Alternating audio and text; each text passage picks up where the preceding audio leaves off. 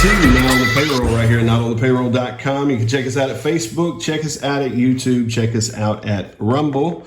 Got a very, very special show for you, the listener here in the Newton County area. Hopeful Paws. We have two representatives from Hopeful Paws. You may not be aware, but you might be aware. We've got Mystery Smith and we've got Rachel Lewis sitting down with us today. Appreciate you guys for taking time out of your schedule. I know y'all have an event coming up today. Yes. And sorry to impose on that, but I do want to get the word out about what you guys are doing. Mm-hmm. I have been quietly blown away at the fact that the community came together to fill a need that is problematic in Newton County. Mm-hmm. Whenever we first moved here a few years ago, it was very unnerving to kind of drive downtown and really see like a whole host of animals just wandering the streets like vagrants. And I was like, man, what the hell is going on here? You know, I mean, their dog catcher needs to get dialed in here. And then come to find out, hey, guess what? We don't even... No dog catcher. We have no dog catcher. Yeah. So, like I say, I appreciate you guys taking time out of your schedule. I know things are busy for you guys right now. But tell me how this whole thing began with Hopeful Paws. Yeah, so it began just with a cat, actually, and we don't even do cats, but it was just a kind of a one-time situation that I got a call about to help with a medical issue with the cat. So we trapped it and got it to the vet and everything, and then I started questioning where are the resources. Sure. And started to find out. Yeah. Now, not to cut you off, but I've never received personally a phone call to come and get a cat. So why would they call you? I was a vet tech at Lakes Area Vet in Jasper, and a couple people knew that, so that's why they called me to really just kind of see what was wrong with the cat. But it was feral, so yeah, it took a week. It's probably better that they don't call me to come find. Probably, especially with feral cats. That's right. They're crazy. But yeah, then we started. I started asking questions like where are the resources? Finding out there were none. I was in Burkeville, so I didn't know, like you said, the stray population and how bad it was. Yeah. And when I found out, there was a couple of people that were on the same page as me of like, let's get something started. Right. Some people didn't want to step on toes and it seems like that's a big deal around here. Mm-hmm. People and their toes. Mm-hmm. Yeah, I don't care about people's toes. Sure. So I just want to help. These animals need help and they're not getting it. Yeah. So that's really what started it. So when did it start? October of 2021. Okay. Yeah. Right so after pandemic. Yeah. But definitely there was a need, and there still is a need. Big need. And it's not going to stop unless, we can get the word out there more of what we're doing and educate. Educating the community is huge. And we've done that a lot, and the community has come together. I mean, I didn't know the community. I was new here. Right. So having them come together as much as they did, I was very, very happy with that. So how are you guys funded right now at this point? We are fully funded on donations. Fully funded on donations. In our own pockets, pretty much. In your own pockets. Mm-hmm. Okay. So if you were going to say with yourself and all the other volunteers or administrators, how many people are involved? We have 4 board members. Okay. And then we have a group of volunteers. How many are in our group of volunteers? 6 volunteers. Okay, so 6 volunteers. Yeah. And then we have, a couple people here and there that will volunteer or, drop off donations. But the main people that are involved is about 10. Okay. All right. So at this point, there's no funding coming from cities, no funding coming from the county government. Not a penny. Not a penny. Never. We got a catch-all pole. What is that? Okay, a catch-all pole is the long pole with the line running through it, and they hooked you guys up with that. Handmade, yes. Handmade. That is what we have received. from this for the entire time that we've done it. So so it kind of poses a bunch of questions there. Most communities have some sort of, for lack of a better term, a shelter for animals. Yeah. And they're basically saying that they're no. And I've not offered gonna fund something like that. No, I've offered to do animal control because I have the experience. I work at a shelter in Belmont, part time, and do this the rest of the time. But I've offered that. They're not even really looking into it, as far as I know. It's below low on their priority list, which is crazy to me because when you go to town, some of the aggressive strays hang out on the lawn of the sheriff's department. Really? Right in front of the door. And they chase people down the road. Really? Yeah. Interesting. Okay. So it just seems to me, I go back to what I said initially. I have, very often we wait on government to step in and try to fix a need. Obviously, here locally, the governments at our current state of the county are struggling with funding, right? And so I think it's cool how the community has come together. Yeah. But right now, I mean, how many animals do you think that you guys are currently in direct charge of right now? At least 35. At least 35. On one property alone, we have at least 25. I think 28. Okay, so is Hopeful Paws, is it a nonprofit? Yes. It's been set up as a nonprofit? Yeah, we have a 501c3, yeah. Okay, 501c3. So for the city or the county to get in behind this wouldn't be that big of a deal. No. You're already set up legally to do what you're doing. And you're already maintaining 35. Yeah. Now, people can come to you guys and they can do adoptions and fostering and that type of thing, correct? Yes. Okay. Yeah, we have foster applications and adoption applications. We have all of our dogs on a website called Adopt a Pet. Okay. Shows everything about them. Like I said, we have our foster applications, which we desperately need fosters. Okay. Very, very bad. What is kind of a requirement if a person's out there or a family's out there and they want to foster? The whole family has to be in agreement. Okay. Obviously. A fenced yard. Okay. And really just making sure they're taken care of. They can get to the vet if needed. Sure. Give them their monthly preventions for heartworm prevention, things like that. And then if they have other pets, just make sure they get along. Okay. That's really it. Okay. They can actually access both of those applications on Facebook, correct? Yes. Okay. Yeah, we have both of those on our group, which is just Hopeful Paws on Facebook. Okay. And they can also message or call any of us. All of our contact information is all in our group as well. Have you received any kind of even like verbal support from officials locally? Yes.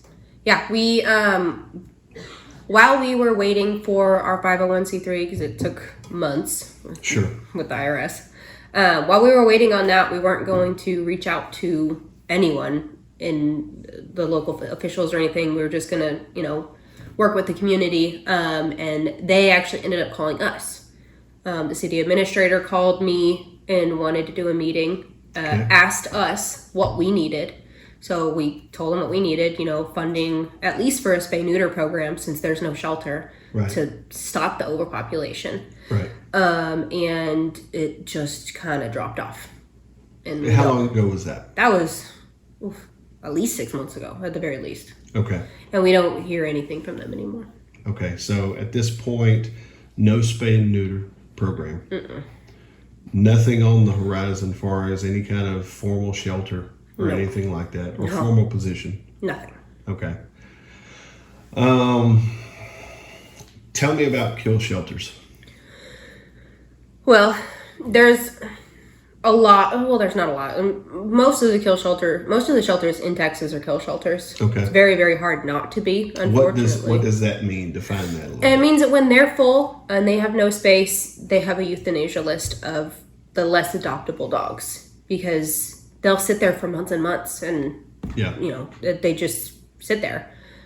So they have their euthanasia list. that's when rescues step in from all over the country, and they pull from euthanasia lists. Okay. So we don't have a shelter at all, much less a kill shelter, for any rescues to see that there's a euthanasia list. We don't euthanize. We've had some of our dogs for a year. Right. And that's just is what it is. We're not going to do that, as long as we can possibly hold off on doing that. But that doesn't really mean anything because there are still so many dogs on the streets that have a death sentence. Yeah. They are just dying slowly rather than being humanely euthanized. Right. Okay. So what you're basically saying is actual rescues come in, they look at the list on the euthanasia programs for the kill shelters, and because we don't have even a shelter, there's nothing for them to access to be able to come and rescue these animals. Nope. Now, what do they do with those? I mean, because I don't know. Like a rescue comes in. Yeah, so in eastern states, they have figured out spaying and neutering. They have a lot of laws and ordinances on that where you have to. Okay. So they don't have a big stray population. So there's a lot of people looking to adopt. Okay. So the rescues will come in and pull these dogs from the euthanasia lists and transport them to their rescue where they have fosters waiting and adopters waiting already. So they just go pretty much straight into homes. I gotcha. And we have transported a few to Maryland, to You've transported dogs from here. yes, to we Maryland. try to get them out of Texas. I mean, we do local adoptions as well, but everyone has so many dogs because there's so many strays that nobody can even adopt anymore. So you guys took an animal from here to Maryland. Several. Interesting. Yeah, we have transports that we try and get on. Our last few have gone to Pennsylvania to a humane society over there where our dogs are adopted within less than a week. And they go straight into homes. And No city funding, no county funding to get them from point A to Maryland or Pennsylvania. Yeah. Is there a reason why you go outside? Is it specifically because of the overwhelming amount of dogs and stuff like that over here? Yeah, the overpopulation is just crazy here. So if we can get them somewhere where they're going to get adopted quick, we'll send them. We look far into anywhere that we send them to make sure they're going to good places and they'll go into homes. But yeah, if we can get them on a transport, we get them on, and they go. So, specific to ordinances here in the community, I mean, you made a statement there about that. What is an ordinance that would be something that maybe Newton could adopt? Well, there are some that are not even enforced. Leash laws, number one. Is there a leash law here? In city. In city leash laws. And all of these strays, I mean, well, not all of them because there's been so many litters, but most of them, the town knows who these dogs belong to. Okay. And the people that these dogs belong to should be getting fined for these dogs running around having litter after litter. Just adding to the problem. Adding to the problem, yeah. We pulled one of our first dogs that we pulled. We pulled all of their puppies from under a building, and the community was so helpful with that because we couldn't really get to them. So we had a couple of kids come out and go under the building to pull these puppies out. A couple of them were already dead. Wow. And this dog had that, I think that was her 8th or 9th litter. Wow. And that was not even close to the only one. We've pulled dogs from another building next to it. Are these just abandoned buildings or what? Pretty much, yeah. Yeah. Right over here behind Dairy Queen, I spent about 5-6 hours in the woods getting 2 mamas and 13 puppies that I had at my house for like 3 months. Wow. Yeah. And they're just, I don't even, we've pulled probably about 200 dogs from the streets so far in a little over a year. And there's still, you can look around and there's dogs everywhere.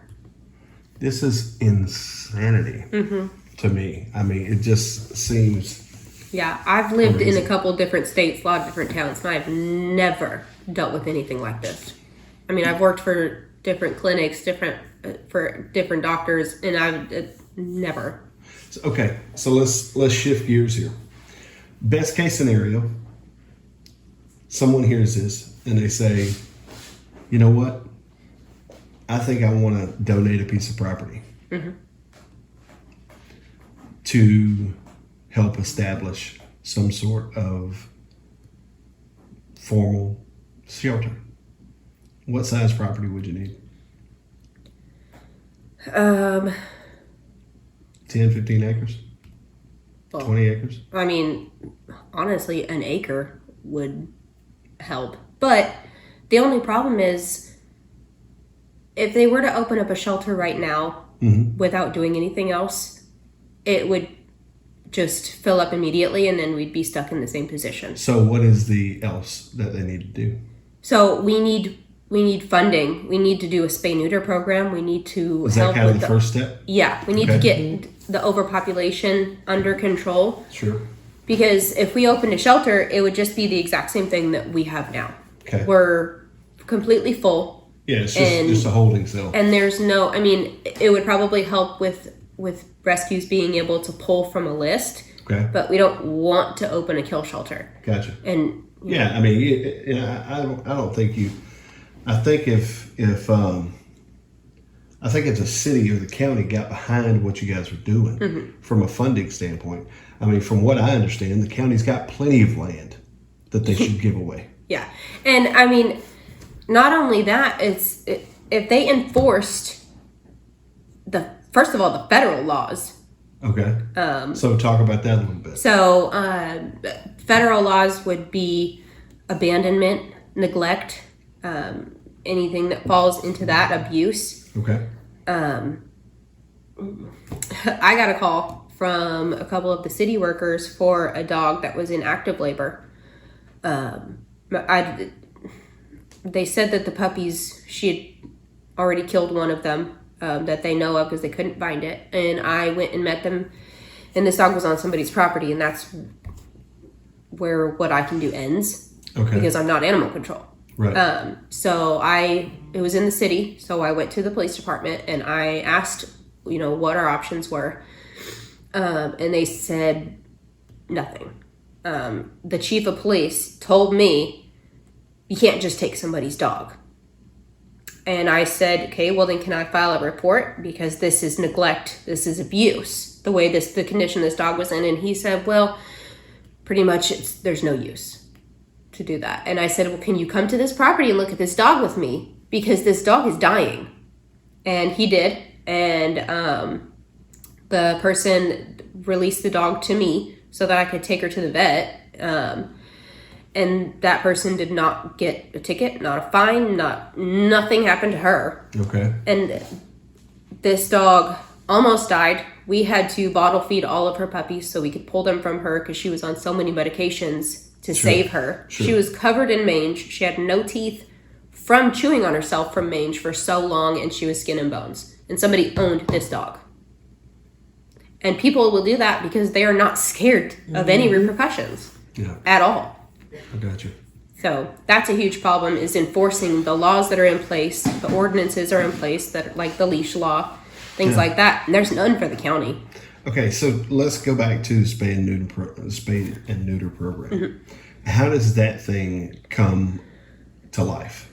So we would need funding, first of all, so that we could do vouchers for people, owned dogs and strays. And if we could adopt some kind of ordinance to make sure people do that with their pets, and that's, it's mainly the funding is how it would start, and then get everybody vouchers to get. Any idea as to what kind of funding would be needed for for a program like that? I would have to look. Okay. I mean, we haven't even gotten close enough to that to. So you haven't even together. You haven't even had these conversations. You guys have been taking care of animals. Okay. Yeah. So really what needs to happen is this needs to become priority of sorts. Absolutely. Specific with the people who's running this place. Yeah. And a couple and a couple of our board members, they've helped with spay neuter programs. Okay. I have more of the hands-on So, we have more knowledge of that. I just don't have it all. Okay. No, that's fine. That's fine. Because the thing is conversation has to start somewhere. Exactly. And so if they won't have the conversations with you, then we'll have the conversations with everyone. And so tell me a little bit about, now we were talking about laws being enforced on the federal standpoint. If they do put together an ordinance, is that basically like, say if you have a spay and neuter ordinance? Yeah. Does that ordinance require everyone, like say if we did it in the city, would that require everyone who owns a pet to get that pet spayed or neutered? Okay. So the dilemma at that point obviously comes into the question of what right does an owner have over their animal, right? So I guess there's got to be some level of like fencing or something along those lines if you don't have a spayed or neutered pet, right? Right. That there's got to be some sort of containment. Yeah. Yeah. And then, how that works? Yeah. Yeah, because I mean, honest to God, I mean, I grew up in Southeast Texas, and my grandfather raised dogs. You know what I'm saying? Yeah. And so, I've always been around dogs all my life, and most of the people I know has got more than one. You know, and so I think where the ordinance kind of moves into a place of people starting to feel like, especially in Southeast Texas, where you're infringing on some sort of right. Yeah. Well, there's also the issue of backyard breeding. Okay. Which is big here. Okay. In Newton as well. Even with this huge problem, people are just breeding and trying to sell these puppies, and that's that has a lot to do with this overpopulation, because they'll breed these dogs, and if they don't get rid of them, they just dump them. Okay. And then they'll have more. And puppies are cute. People want puppies, but then no one takes care of them, and they roam, and then the problem continues. Gotcha. With that, I mean, a spay neuter ordinance would probably cover some of that and make sure, because people can say all they want that they're not backyard breeding or whatever. It's not ethical breeding if you're not temperament testing, you're not health testing, you're not all of that. It doesn't matter if you have AKC papers. That means nothing. I got you. So there will be a lot into it. When you say temperament testing, okay, because I mean, this is a hot topic. This is a hot topic as far as backyard breeding. Yeah. When you say temperament testing, what does that mean? That's like if you were breeding for working dogs. Okay.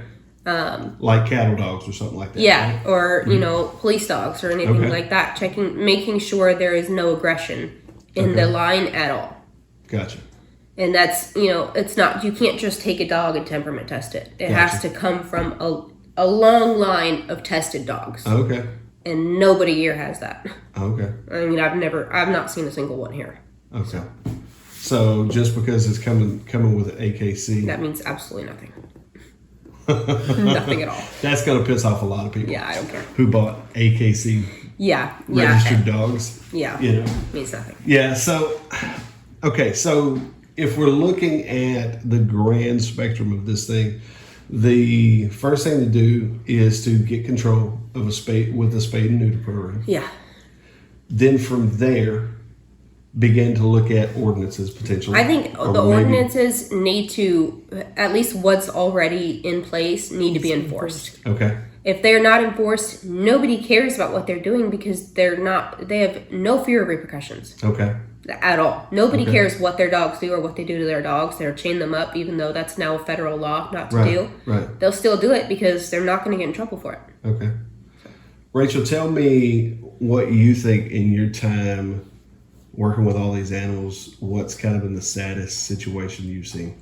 That people don't care. I was on my way. I deliver mail. Yeah. I was on my way to work. And there was some people in front of me, opened their truck door, threw the dog, kicked it out of their truck, and then drove off. I called the sheriff's office, gave them the plate number and everything. Well, I don't know what we can do about it. And that's a federal law. I mean, and I was going, and one day, that's when I found the 4 puppies. One died from being so badly malnutritioned and just full of worms. I still have the siblings at my house, but They were just dumped on the side of the road. Okay, so when you say at your house, now Hopeful Paws does not have a piece of property. No, just where. This is where you guys live. Where the animals are being kept is where most of them are kept where we live, and then we do have a few fosters. So Okay. Rachel's one of our fosters, Okay. and then we have a few others, and then some caretakers who we can't really call them fosters because we don't have. We network the dogs, and if people take in strays, we will provide food and vet care. But we can't, if they can't have these dogs anymore, we can't take them. So we can't call them a foster because we didn't ask them to take these dogs in. Okay. But the strays that show up at their house, we offer to help them take care of them. Okay. And that's another issue because, when they can't take care of it anymore. Then what? Yeah. Then what? They're right back out on the street. Yeah, because we cannot take any more. And it's horrible. So you guys have this set up like kennels and stuff like that? We have 3 separate yards. Okay. And you should see our feeding process. Crazy. Yeah. So we put everybody, most of the dogs go into crates when they eat, because so they don't fight. But Sure. yeah, we have 3 big yards for dogs that don't get along. And then they all have kennels, or we have big kennels and then crates and lots of separation and training with different play groups, and Gotcha. it's a lot of work. Are any of the local businesses behind anything that you guys are doing? Yeah. What businesses are behind us? That's what I was trying to think. If we ask them, I'm sure they would do what they can, but like Berkshire's or somebody like that's not stepped in behind you guys? not hugely. Okay. Well, no, Because I'm just thinking about Elam Event Center is letting us host our event tonight. Yes, Okay. Elam Event Center. Now, where is that located? 'Cause That's I'm still right down the road. What's this road? 190, right by the Sawmill Town. Okay. The big okay. building, yes. Okay, Yeah. right there on the left. Yes. Okay. Yeah, he's donated the event center so that we can do our paint and sip tonight, and then hopefully more events in the future. Okay. So Very cool. that's big. Yeah. Very cool. Yeah, that's We've got to get funding for this. yeah. Yeah, because we're running on donations, but it's a small town, and most people are broke. That's just the truth of it. So we have not gotten a lot of donations lately. We do get food donations, which we make sure the community knows, we have food if you need it. If there's strays, if you just need food in general, we have that. We have blankets if they need it. Not like it's really even winter, but... yeah, no joke. 80 degrees outside. I'm sitting there sweating my butt off outside. We were actually going to do this outside, and I was sitting out there. I was thinking, this is horrible. Yeah. But now I think this. So you guys have had communication with the city. Mm-hmm. You've had communication with the police chief. You've had communication. I think you said at the some city point, administrator. City administrator. Yeah, the sheriff. The sheriff. And at this point, everything's kind of. There's been no good response at this point. No, and it's just even worse that they called us. Okay. They asked us what we need, and no one has followed through. Yeah. What does the mayor think about this? I don't know. Maybe we can help find out. Maybe. Let's do this. You guys are on Facebook. Mm-hmm. Is that where you do the majority of all your communication? Yes. Okay. If there's people out there and they want to give to what you guys are doing, how do they go about that process? We have PayPal, we have Venmo, we have Cash App, we have P.O. Box for cash and checks. We can take donations of like food or anything like that at Dusty's Home and Auto in Newton. Okay. So you can take donations there? Yes. Okay. And we have a cash box there as well for cash checks, anything like that. Okay. If you were going to throw out, and I'm not trying to put you on the spot, but if you were to throw out just kind of an average monthly need financially to cover what you're doing? Just the maintenance for the dogs we have now that we're trying to get out is probably about $800 a month. $800 a month. Okay. And that's not helping any new dogs. That's just maintaining what pretty you much got. heartworm prevention, flea and tick prevention, and food.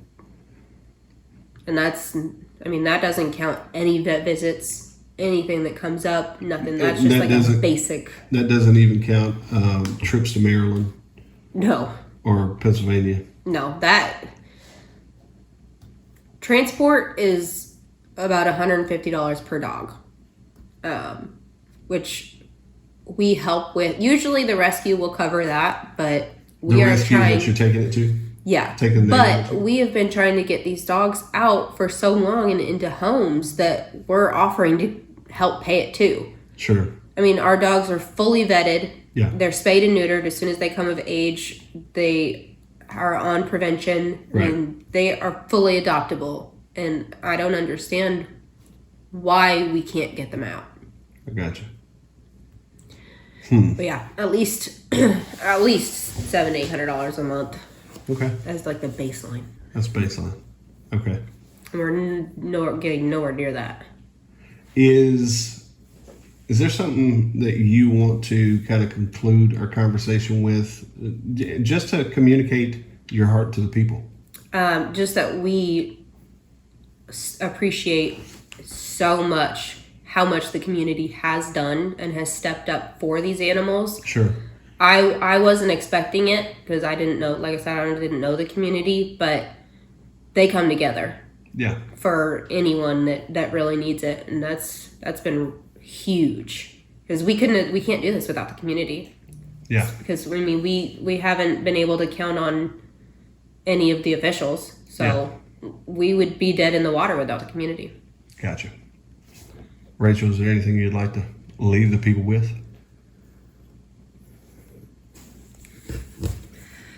I don't. It's just sad. It is very, very sad, and especially if they see like what I see every day. Yeah, it's sad.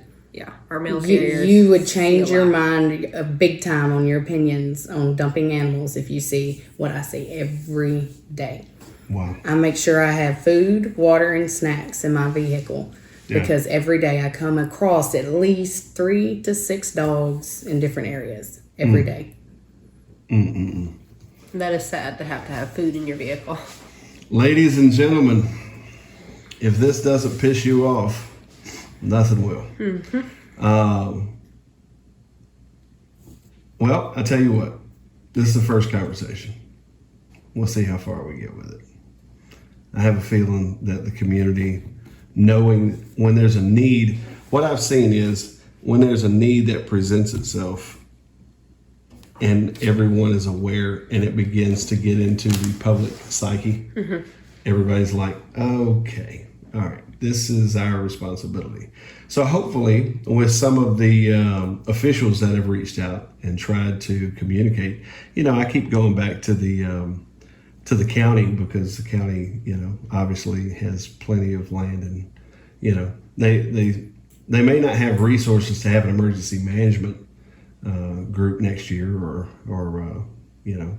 dumping facilities and that type of deal. But maybe we could figure out a way to kind of at least figure out a path forward. Yeah. Also, one specific thing that we definitely do need is chew-proof dog beds. So if anyone wants to donate some chew-proof dog beds, we need them. Now, what does that look like? I mean, because when you say chew-proof dog beds, I've seen some dogs that chew through. Yeah, well, they're not. None are really chew-proof. Right. But I mean, the only dog beds that we've had so far are just regular cotton beds. Right. And they're all gone. Okay. All of them. So, just tougher material dog beds. Really, those are what we need right now for sure. Dog beds. Okay. Yeah, or the kind of chew-proof crate pads, things like that. Okay. Yeah. All right. Very cool. Mystery Smith and Rachel Lewis with Hopeful Paws. I appreciate y'all for taking time. Thank you. Ladies and gentlemen, you've been listening to Not on the Payroll.